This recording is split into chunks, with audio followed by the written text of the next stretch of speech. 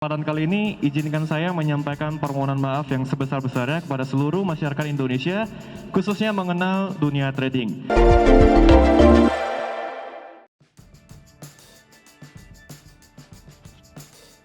Indra Kents tulis surat dari balik penjara, ngaku tak niat tipu orang.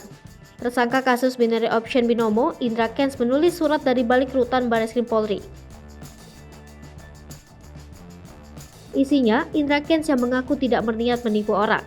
Indra Kents berdalih tujuan dirinya membuat konten-konten terkait trading hanya untuk membagikan pengalaman. Lebih jauh, Indra Kents juga menyampaikan permintaan maaf.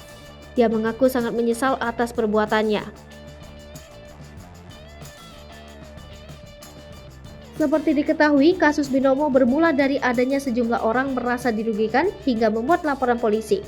Dalam kasus ini, polisi menetapkan Indra Kents sebagai tersangka karena menjadi afiliator Binomo. Indra Kents menjadi pintu masuk penetapan tersangka lain. Tersangka lainnya antara lain Brian Edgar Nababan, Fakarich, Wiki, kekasih hingga adiknya sendiri. Sejumlah aset pun milik para tersangka termasuk Indra Kents tak luput dari penyitaan pihak kepolisian. Polisi menyita berbagai macam aset Indra Kents termasuk barang-barang mewahnya.